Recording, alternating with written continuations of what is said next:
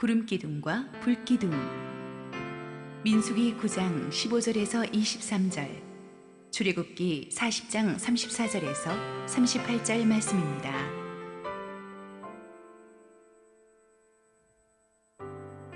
성막을 세운 날에 구름이 성막, 곧 증거의 성막을 덮었고, 저녁이 되면 성막 위에 불 모양 같은 것이 나타나서 아침까지 이르렀으되, 항상 그러하여 낮에는 구름이 그것을 덮었고 밤이면 불 모양이 있었는데, 구름이 성막에서 떠오르는 때에는 이스라엘 자손이 곧 행진하였고, 구름이 머무는 곳에 이스라엘 자손이 진을 쳤으니, 이스라엘 자손이 여호와의 명령을 따라 행진하였고 여호와의 명령을 따라 진을 쳤으며, 구름이 성막 위에 머무는 동안에는 그들이 진영에 머물렀고, 구름이 성막 위에 머무는 날이 오를 때에는 이스라엘 자손이 여호와의 명령을 지켜 행진하지 아니하였으며, 혹시 구름이 성막 위에 머무는 날이 적을 때에도 그들이 다만 여호와의 명령을 따라 진영에 머물고 여호와의 명령을 따라 행진하였으며, 혹시 구름이 저녁부터 아침까지 있다가 아침에 그 구름이 떠오를 때에는 그들이 행진하였고, 구름이 밤낮 있다가 떠오르면 곧 행진하였으며, 이틀이든지 한 달이든지 1년이든지 구름이 성막 위에 머물러 있을 동안에는 이스라엘 자손이 진영에 머물고 행진하지 아니하다가 떠오르면 행진하였으니, 곧 그들이 여호와의 명령을 따라 진을 치며 여호와의 명령을 따라 행진하고, 또 모세를 통하여 이르신 여호와의 명령을 따라 여호와의 직임을 지켰더라. 구름이 회막에 덮이고 여호와의 영광이 성막에 충만하매, 모세가 회막에 들어갈 수 없었으니 이는 구름이 회막 위에 덮이고 여호와의 영광이 성막에 충만함이었으며, 구름이 성막 위에서 떠오를 때에는 이스라엘 자손이 그 모든 행진하는 길에 앞으로 나아갔고, 구름이 떠오르지 않을 때에는 떠오르는 날까지 나아가지 아니하였으며, 낮에는 여호와의 구름이 성막 위에 있고 밤에는 불이 그 구름 가운데 있음을 이스라엘의 온 족속이 그 모든 행진하는 길에서 그들의 눈으로 보았더라. 할렐루야. 우리 하나님께 감사와 영광의 박수 올려드리겠습니다. 축복된 주일, 교회 오신 여러분 모두에게 하나님의 은혜가 충만하기를 원합니다. 흔히들 세상 사는 것이 막막한 광야를 걸어가는 것 같다고들 합니다. 광야에는 방향을 찾기가 어렵고 어떤 위험이 도사리고 있는지 알 수가 없어서 두렵습니다. 갈 길은 먼데 주변에 아무도 도와줄 사람이 없는 것 같은 외로움까지 겹칩니다. 그런데 하나님의 사람들은 결코 무방비 상태로 우리를 광야에 방치해 놓지 않으십니다. 믿음의 눈을 뜨고 보면 24시간 우리와 동행하시고 우리의 길을 앞서가시는 하나님의 임재를 볼 수가 있습니다. 시내산을 떠나 본격적인 광야 행군에 들어가려는 이스라엘 백성들에게 하나님의 구름기둥, 불기둥이 나타나십니다. 이것은 오늘도 광야 같은 인생을 살아가야 되는 우리에게 얼마나 큰 격려와 은혜의 메시지가 되는 줄 모릅니다. 민수기 9장 15절 오늘의 본문 첫 절을 읽겠습니다. 성막을 세운 날에 구름이 성막 곧 증거의 성막을 덮었고 저녁이 되면 성막 위에 불 모양 같은 것이 나타나서 아침까지 이르렀으되. 그러니까 구름은 구름인데 거기에 밤에는 불의 모양을 한 구름이었어요. 그래서 낮에는 구름기둥, 밤에는 불기둥이라고 부르는 것인데 실은 똑같은 거예요. 애굽을 탈출하던 직후부터 이스라엘 백성들에게는 하나님의 임재가 이 구름기둥, 불기둥으로 내려왔습니다. 출애굽기 13장 21절 22절 여호와께서 그들 앞에서 가시며 낮에는 구름기둥으로 그들의 길을 인도하시고 밤에는 불기둥을 그들에게 비추사 낮이나 밤이나 진행하게 하시니 낮에는 구름기둥 밤에는 불기둥이 백성 앞에서 떠나지 아니하니라. 이 구름기둥 불기둥이 기억하시겠지만은 홍해바다를 건널 때 이스라엘 백성들 뒤에서 애굽 전차대의 추격을 막았죠. 홍해를 건너고 나서는 이제 구름기둥 불기둥이 이스라엘 사람들 앞에 와서 그들의 앞길을 인도합니다. 인도할 뿐만 아니라 그들을 광야길 여정에서 지켜줬어요. 요즘 우리나라 같은 태양볕에서도 직사광선에서 여러분이 몇 시간 동안 그대로 서 있으면은 굉장히 몸에 치명적입니다. 그런데 그 중동의 그 자결하는 태양 밑에서 200만이 그대로 노출돼 있으면 죽습니다. 그래서 어떻게 합니까? 하나님의 구름 기둥이 거대한 차양막이 되어서 직사광선을 막아준 거예요. 그래서 낮에 그들이 쓰러져 죽지 않은 것입니다. 밤에는 또 광야는 얼음처럼 춥습니다. 그때는 또 불기둥이 거대한 자연 난방장치가 돼가지고 그들이 얼어 죽지 않도록 지켜준 거예요. 그래서 이 구름 기둥, 불 기둥은 그들을 인도하는 인도자의 역할을 하면서 동시에 그들을 죽지 않게 지켜주는 보호막이 되어 주었던 것입니다. 이 구름 기둥, 불 기둥, 이 하나님의 구름은 보통 구름이 아닙니다. 영적인 의미가 있어요. 이 하나님의 구름은 하나님과 사람의 특별한 만남의 공간이에요. 출애굽기 19장 9절 말씀, 여호와께서 모세에게 이르시되 내가 빽빽한 구름 가운데서 네게 임함은 내가 너와 말하는 것을 백성들이 듣게 하며 또한 너를 영영히 믿게 하려 함이니라. 모세가 백성의 말을 여호와께 아뢰었으므로, 하나님께서 그대로 다이렉트로 나타나시면 그 영광이 너무 강렬해서 사람들이 근접할 수가 없기 때문에 빽빽한 구름으로 그 영광을 절제하시면서 그 안에서 모세를 만나 주셨습니다. 이 구름은 하나님의 사람들에게만 함께 하시는 하나님의 임재를 상징했습니다. 출애굽기 24장 15절 18절, 모세가 산에 오르매 구름이 산을 가리며 여호와의 영광이 시내산 위에 머무르고 구름이 엿새 동안 산을 가리더니 일곱째 날에 여호와께서 구름 가운데서 모세를 부르시니라. 산 위에 여호와의 영광이 이스라엘 자손의 눈에 맹렬한 불같이 보였고 모세는 구름 속으로 들어가서 산 위에 올랐으며 모세가 40일 40야를 산에 있으니라. 모세가 구름 속에서 하나님과 데이트를 합니다. 깊이 하나님을 만납니다. 하나님의 음성을 듣습니다. 이스라엘 백성들을 이끌고 갈 하나님의 십계명을 주십니다. 그런데 그동안에 밑에서는 무슨 일이 일어나고 있었나요?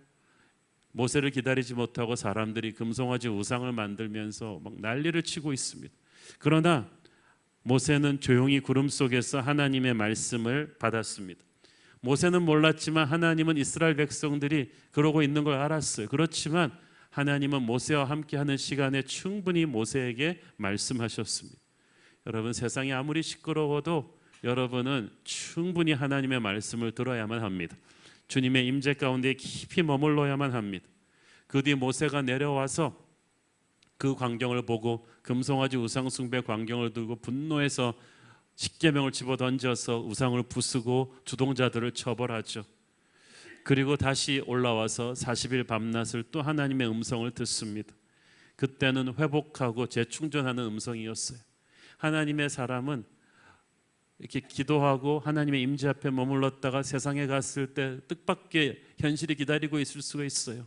사람이 우리를 배신하고 실패하고 망가질 수도 있지만 끊임없이 그때마다 하나님의 임재 속으로 다시 돌아와야만 합니다. 그래서 세상을 이길 수 있는 거룩한 능력을 끊임없이 재충전받고 가는 것, 그것이 하나님의 임재의 구름입니다. 하나님의 임재의 구름 안에는 하나님의 영광이 가득했습니다. 이 구름 기둥의 영광은 성막이 완성된 뒤에 이렇게 탁 임한 이 구름 기둥의 영광은 이전까지의 것과는 비교할 수 없을 만큼 강렬해서 모세도 잘 들어가지를 못할 정도였습니다.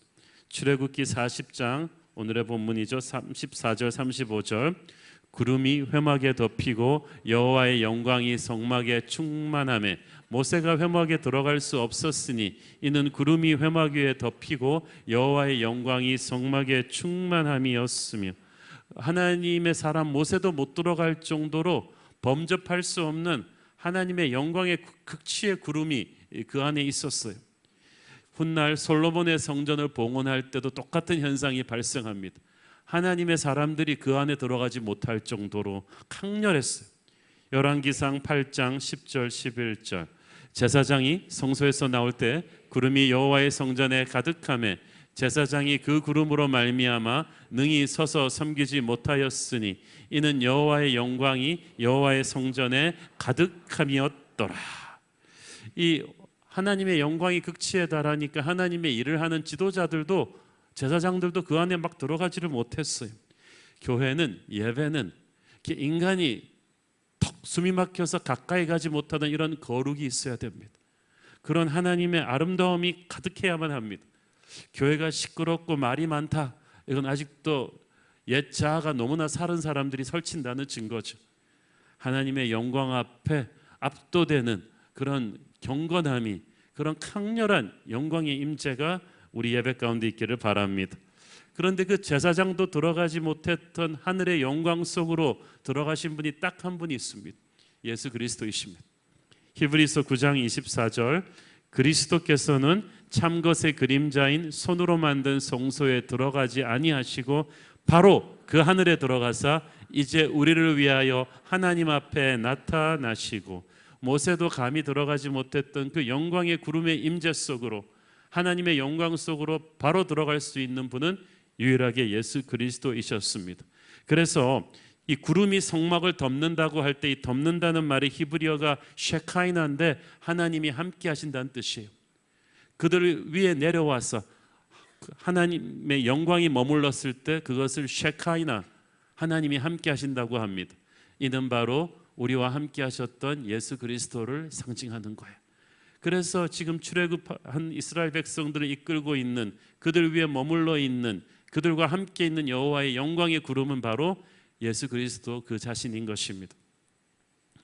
성막을 세운 날에 이 구름이 성막을 덮었다는 사실을 주목하십시오. 하나님의 구름이 그 성막 위에 가득했다는 것은 하나님이 그들과 함께 있기를 기뻐하신다는 뜻입니다. 아무리 정성을 들여 성막을 만들어도 그곳에 하나님의 임재가 없다면 그것은 아무 의미가 없습니다. 성막을 진정한 성막되게 하는 것은 하나님의 영광의 임재입니다. 교회를 교회되게 하는 것은 하나님의 임재입니다. 이 건물은 어저께까지만 해도 예배드리던 곳이 아니었는데 오늘 하나님의 영광이 임재합니다. 그러니까 이곳은 거룩한 곳이 되는 거예요. 이 성막을 덮었던 이 구름은 하나님의 임재를 보여주는데, 이 임재를 구름인데 불이 또 거기에 있었어요. 하나님께서는 우리가 눈으로 듣고, 눈으로 보고 귀로 듣기를 원하셨어요. 하나님의 임재를. 자, 낮에는 구름이 잘 보여요. 그러나 불은 햇볕에 가려서 잘 보이질 않아요. 밤에는 구름이 안 보이고 대신 불이 보입니다. 그래서 이 구름 기둥, 불 기둥은 낮이든 밤이든 우리가 변함없이 하나님의 임재를 보고 안심할 수 있게 하려는 하나님의 배려입니다. 하나님이 항상 우리를 인도하시는구나, 떠나지 않으시는구나, 이것을 사람들이 보고 확인하라는 것입니다. 우리는 항상 믿음의 눈을 뜨고 낮이나 밤이나 우리를 이끌고 계시는, 졸지도 않으시고 주무시지도 아니하시는 하나님을 봐야만 합니다. 16절에 보니까 항상 그러하여, That is how we continue to be. 하나님은 항상 우리와 함께 하십니다. 사람은 떠날 수 있어요. 사람은 우리가 실수하면 떠날 수도 있습니다. 그러나 하나님은 떠나지 않으십니다. 사람은 변합니다. 그러나 하나님은 변하지 않으십니다. 40년 동안 이스라엘 사람들이 참 하나님 마음에 못을 박는 상처를 많이 드렸고 실패도 많이 했지만 그것 때문에 하나님이 화나셔서 떠나신 적은 없어요. 하나님은 항상 변함없이 우리를 지키십니다. 우리를 떠나지 않으십니다. 버리지 않으십니다. 그 하나님을 믿으십시오. 자, 오늘 본문에서 중요하게 강조되는 것은 이 구름이 그들 위에 머물러 있는 시간이 많았다는 거예요. 18절을 보십시오.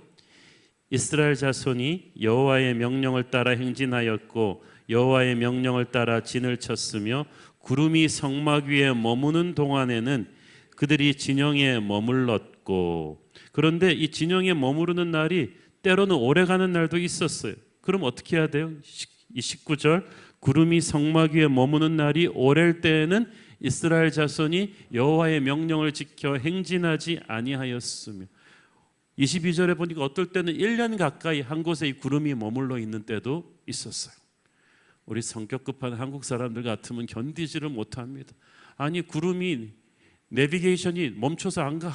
계속 가야 되는데 왜 안 가는 걸까? 그런데 그럴 때라 할지라도 왜 안 가느냐고 묻지 말고 그냥 기다리라고 합니다. 하나님의 큐사인이 없으면 아무리 조급해도 움직여서는 안 되었어요. 이게 단순한 법칙 같지만 쉽지가 않았어요. 이스라엘 백성들은 최대한 빨리 약속의 땅에 들어가고 싶은 생각을 내려놓아야만 했기 때문입니다. 약속의 땅에 들어가는 거 하나님의 뜻입니까? 아닙니까? 하나님의 뜻입니다. 하나님이 주신 비전입니다. 그러나 하나님이 주신 비전이라 할지라도 하나님의 때가 아니면 나의 타이밍에 따라서 갈 수는 없다는 거예요. 하나님의 꿈은 반드시 이루어집니다마는 하나님의 때에 이루어집니다. 하나님은 그걸 우리가 받아들일 수 있는 훈련을 시키시는 것입니다.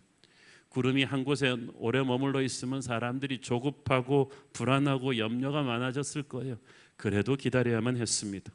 구름이 머물러 있는 시간은 하나님께서 우리에게 안식을 주시고 페이스 조절을 시키시는 시간이에요. 마라톤에 서투른 사람은 초반부에 너무 힘을 소진해서 후반부에 낼 힘이 없죠. 초반부에 그냥 흥분한 마음으로 빨리 약속의 땅에 가고 싶다. 그래가지고는 이 장기적인 레이스를 감당하지 못해요. 하나님이 그래서 이 구름을 통해서 이스라엘 사람들의 스피드를 조절하십니다.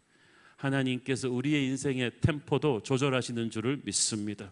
아무리 하나님의 뜻이라 해도 성급하게 서둘러서는 안 됩니다.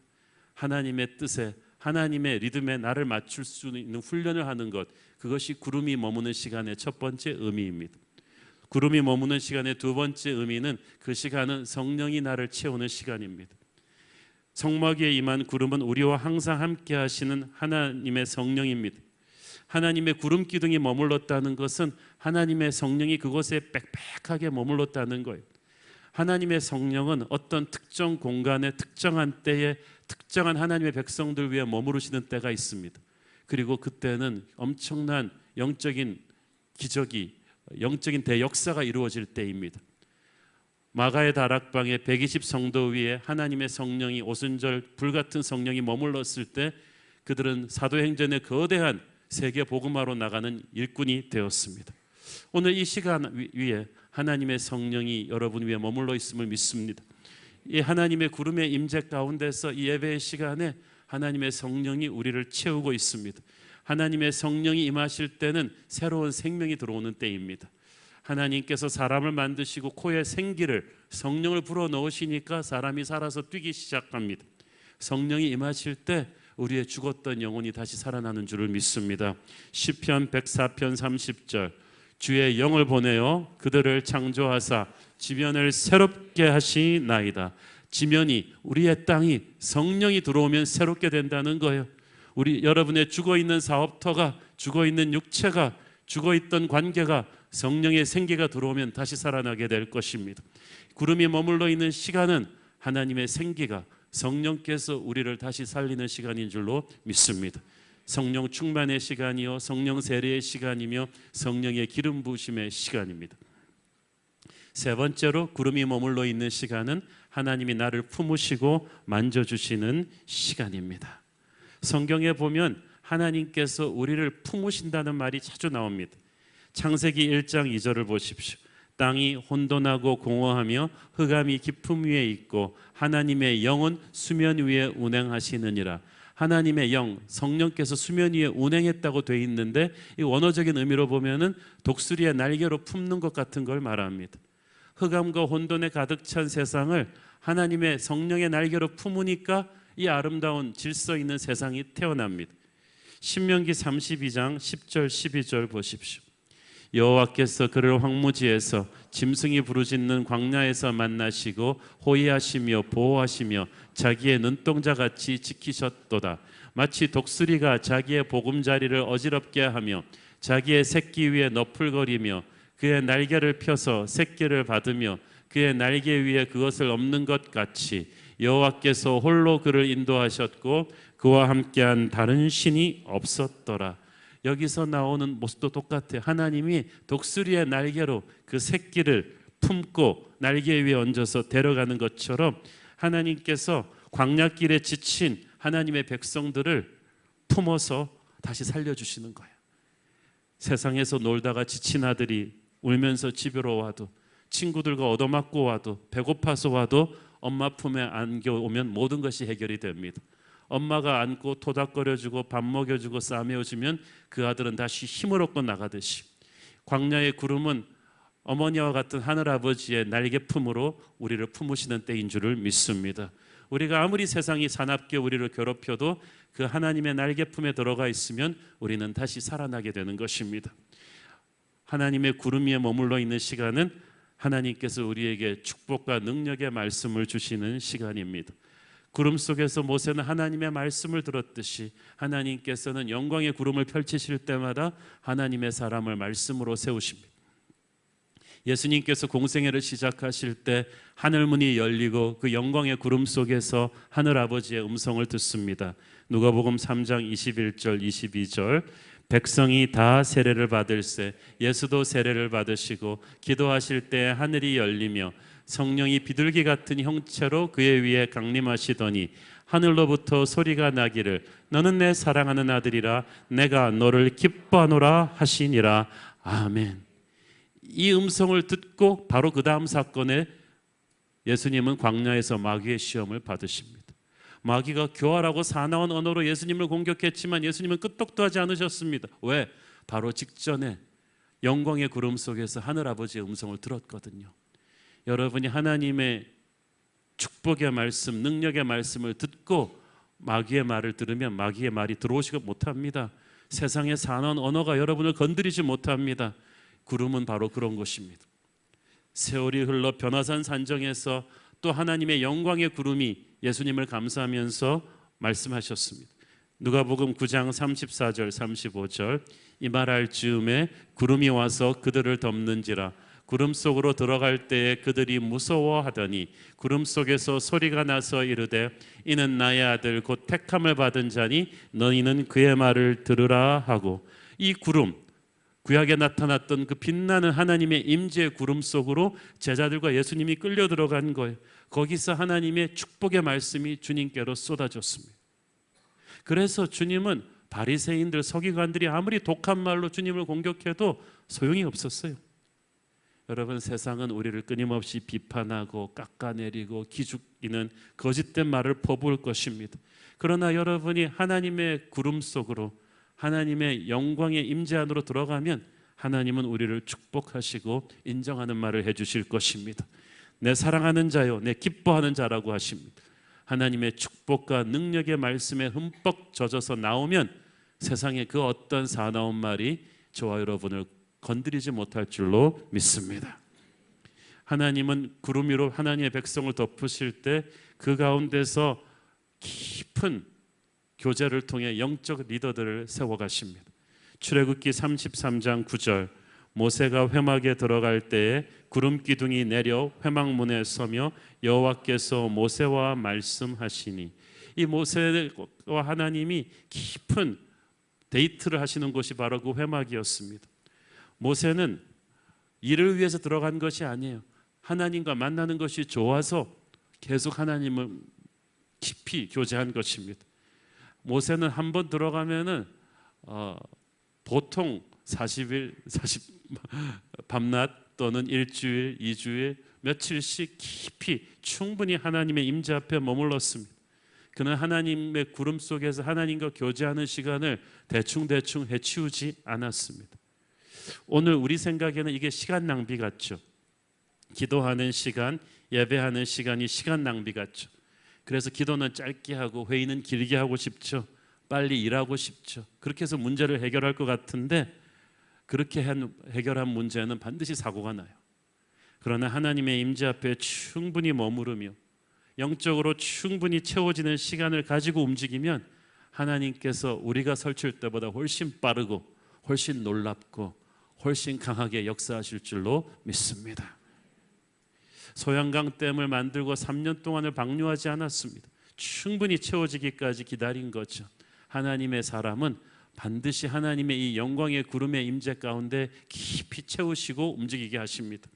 이런 깊은 영적인 교제가 모세로부터 다시 후계자 여호수아에게로 이어진 거예요. 출애굽기 33장 11절 사람이 자기의 친구와 이야기함 같이 여호와께서는 모세와 대면하여 말씀하시며 모세는 집으로 돌아오나 눈의 아들 젊은 수종자 여호수아는 회막을 떠나지 아니하니라. 자, 모세의 어시스턴트였는데 여호수아가 자기 잡은 보스가 퇴근하면 같이 퇴근하는데 모세는 갔는데 여호수아는 회막을 떠나지 않았어요. 그는 모세 하나님과 직접 만나고 교제하고 싶었던 거예요.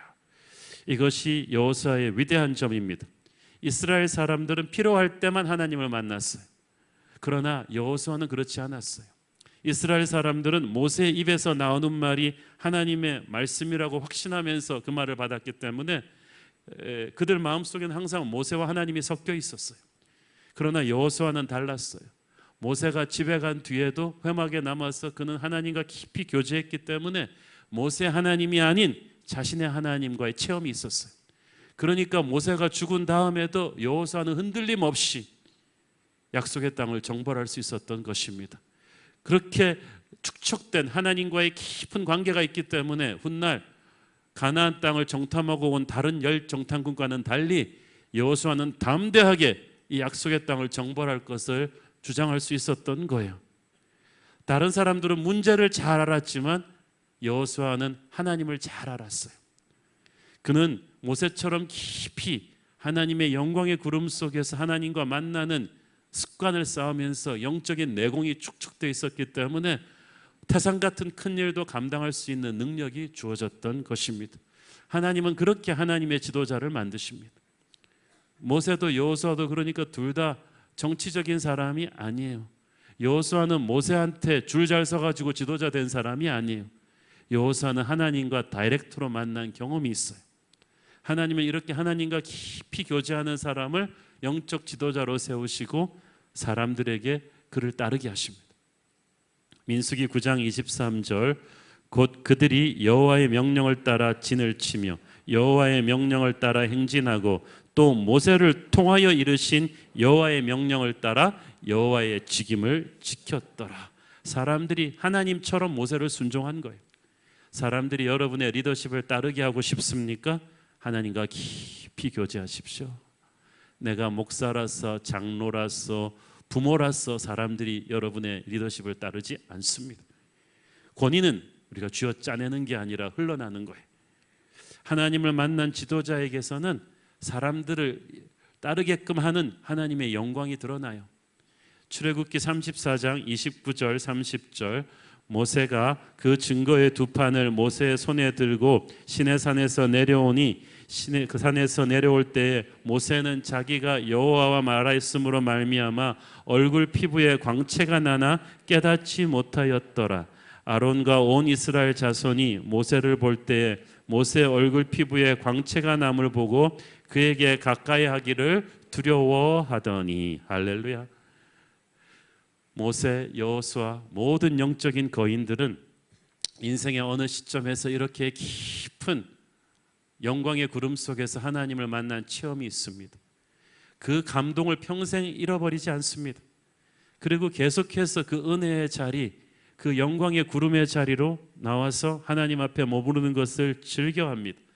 세상이 그들을 아무리 흔들어 놓아도 하나님의 임재 앞에 가면 그들은 새 힘을 받고 담대하게 나왔습니다.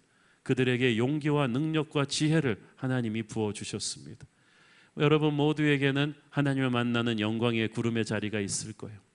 제 방의 기도실이 제게는 바로 하나님의 영광의 구름 속에서 주님과 1대1로 만나는 자리입니다. 그곳은 작고 아무것도 없지만 하나님을 깊이 만나는 곳입니다. 거기서 하나님과 깊이 교제하고 나면 어떤 목회의 부담감도 떨쳐버리고 일어날 수 있는 새 힘을 주님이 주십니다. 여러분에게도 그런 기도의 자리, 하나님의 구름의 자리가 있기를 바랍니다. 자, 하나님의 영광의 구름이 머물러 있는 시간이 참으로 축복된 시간이라고 말씀드렸습니다. 그 시간 동안에 하나님께서 우리에게 안식을 주시고 우리의 페이스를 조절하시고 성령을 부어주신다고 했습니다. 하나님이 그 시간 동안에 나를 엄마처럼 품으시고 만져주신다고 했습니다. 내게 축복의 말씀을 주시고 영적인 리더로 우리를 세워가신다고 했습니다. 그러니까 이 구름이 머물러 있는 시간은 답답한 시간이 아니고 엄청난 성령이 부어지는 영적 재충전의 시간인 거예요.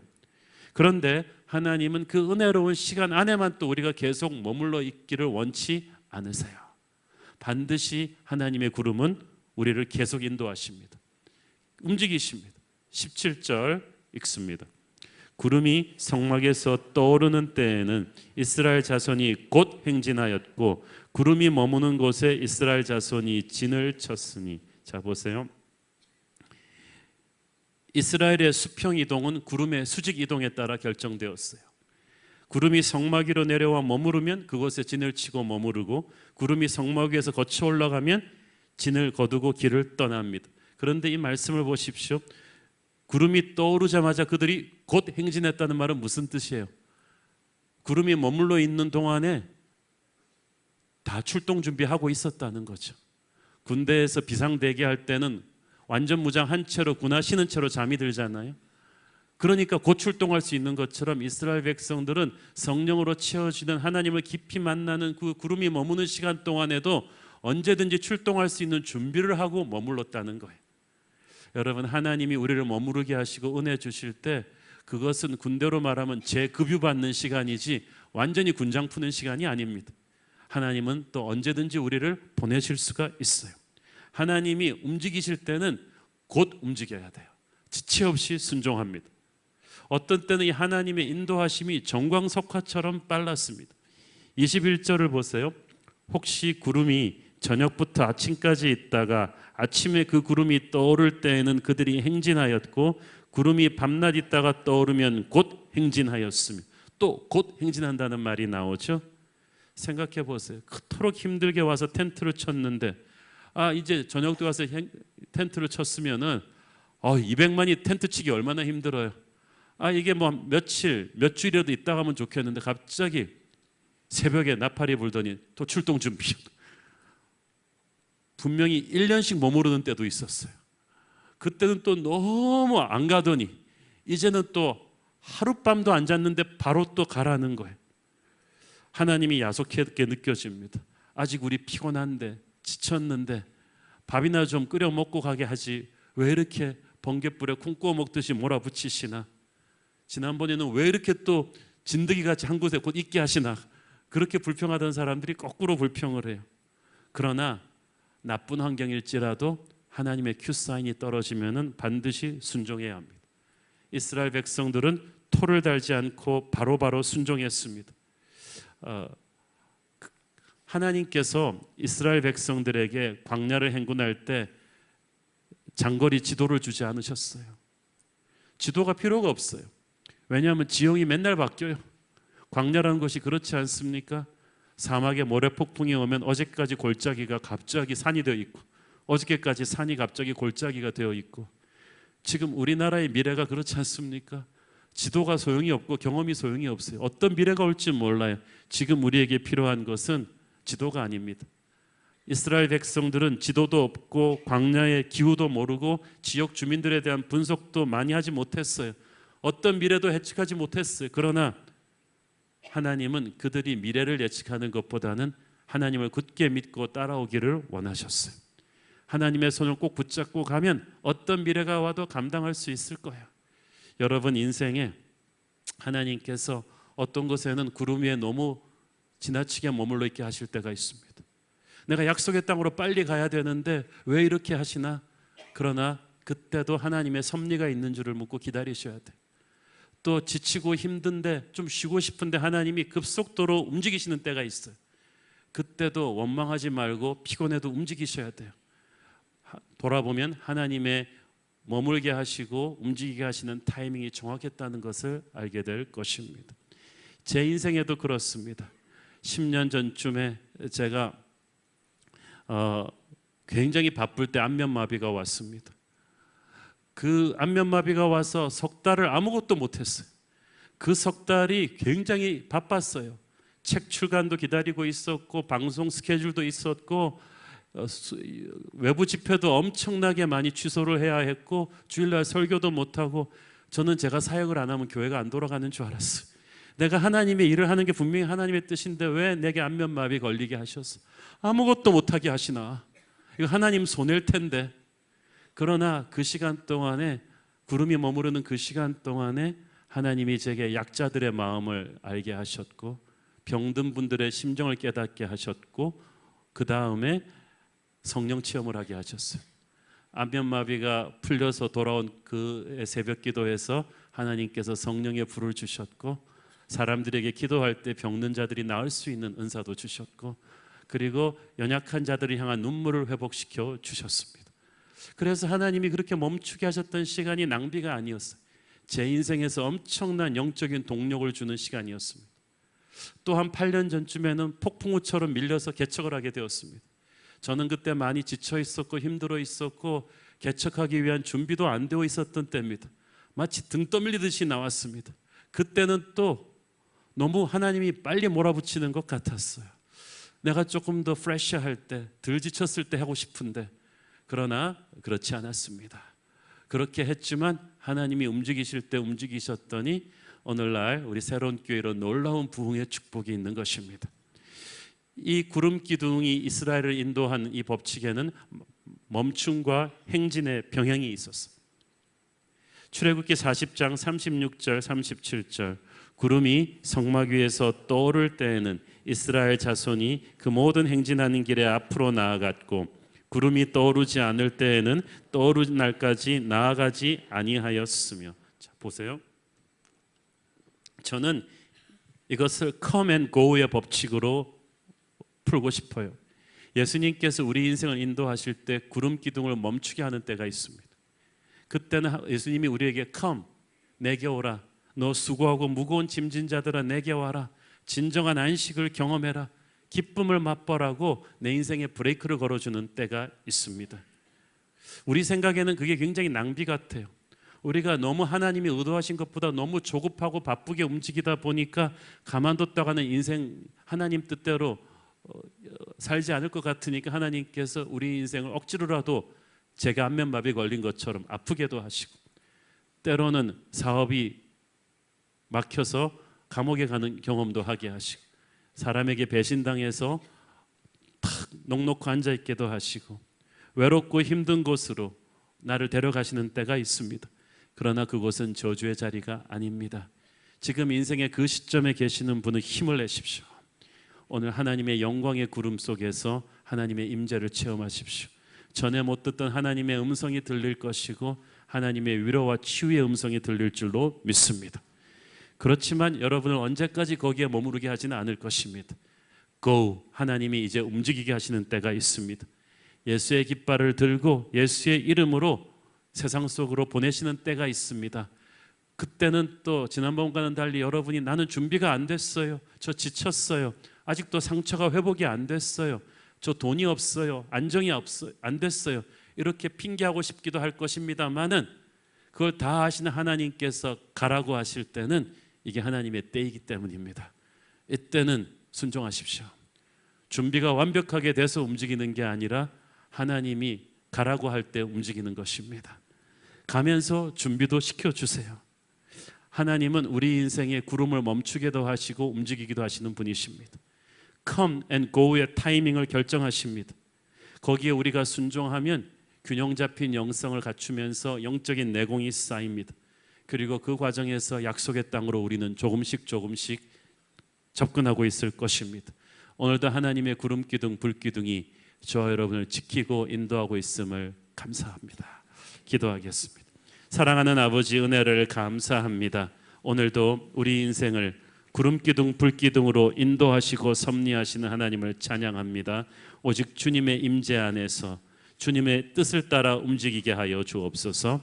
예수님 이름으로 기도했습니다. 아멘.